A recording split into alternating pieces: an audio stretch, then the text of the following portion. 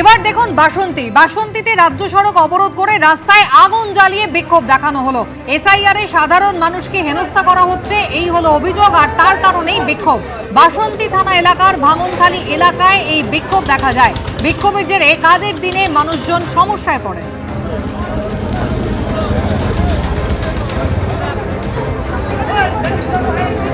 Tyre জ্বালিয়ে বাসন্তীতে রাজ্য সড়কের ওপরে একেবারে বিক্ষোভ দেখালেন মানুষজন। এসআইআর এর জন্য তাদের হেনস্থা হতে হচ্ছে, এমনটাই অভিযোগ।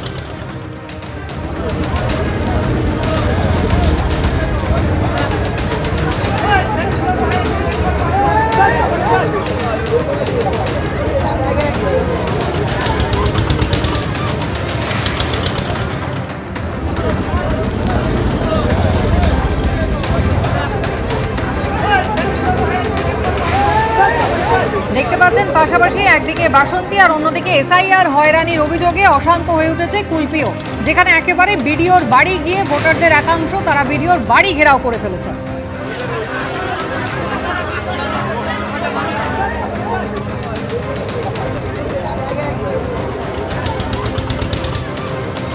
যারা 2002 সালে যাদের নাম আছে তাদের নামে নোটিশ এসছে, তার থেকে হয়রানি করা হচ্ছে অযথভাবে। আমরা প্রশাসনকে জানিয়ে ভিডিও সাহেব বলছে আমার কিছু করার নেই, এসডিওকে বলুন, এসডিও সাহেব বলছে এসআইআরকে বলুন। এখানে কজন রোহিঙ্গা কজন বাংলাদেশের লোক আছে তাদেরকে চিহ্নিত করা হয়, তাদেরকে চিহ্নিত করা যায়নি। তবু এখানকার স্থানীয় বাসিন্দা দীর্ঘদিনের 50, 60, 70 বছরের বাসিন্দা তাদেরকে হয়রানি করা হচ্ছে এসআইআর মাধ্যমে।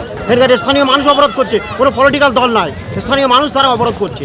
জনরোষ ছাপিয়ে পড়েছে আজকের রাস্তার উপরেই। কমিশনের এটাকে চিন্তা ভাবনা করা দরকার, আগামী দিনে আন্দোলন আরও উত্তাল হয়ে যাবে। প্রায় একই রকমের ছবি এবার আপনাদের দেখাবো আমডাঙ্গা বিডিও অফিসে, যেখানে নোটিশ পেয়ে শুনানির জন্য মানুষজন ভিড় জমিয়েছেন।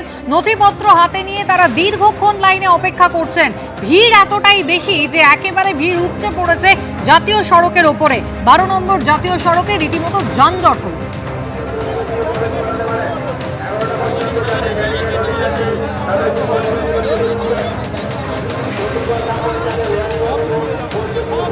অন্যদিকে দীর্ঘক্ষণ এই শুনানির জন্য লাইনে দাঁড়িয়ে থেকে অসুস্থ হয়ে পড়েছিলেন একজন মহিলা, তিনি অজ্ঞান হয়ে যান।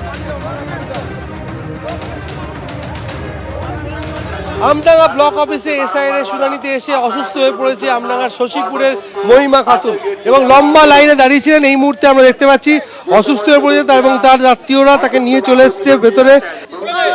দমের কষ্ট হচ্ছে, অনেকক্ষণ লাইনে দাঁড়িয়ে ছিল, ওই জন্য অসুস্থ হয়ে গেছে। স্যার বলছে মাথাটা তো ঘুরছে, মানে হয়েছে, রিকোয়েস্ট করলো, ছাড়লো না তো। দেখা যাচ্ছে অসুস্থ হয়ে পড়েছে, তাকে হুইল চেয়ারে করে নিয়ে যাওয়া হচ্ছে অন্যত্র।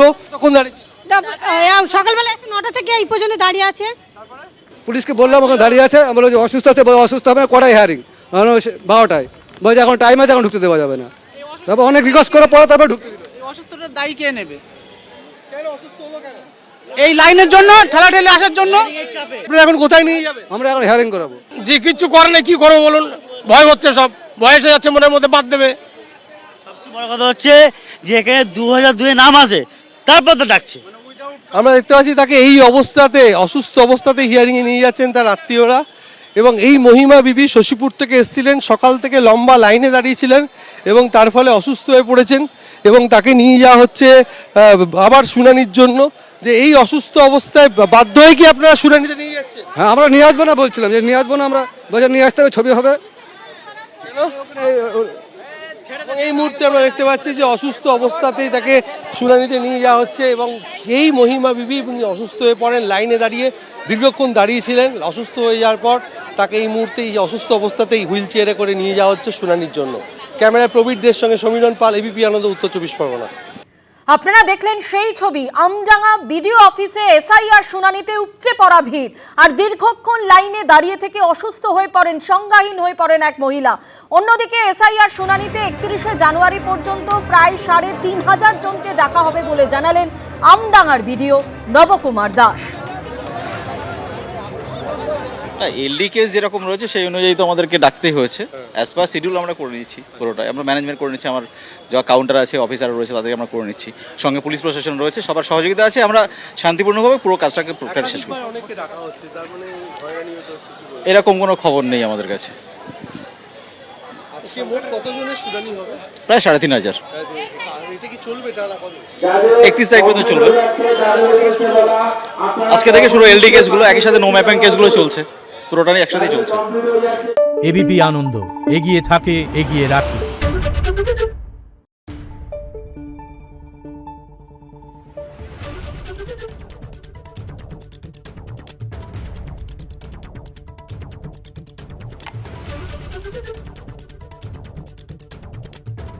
Thank you.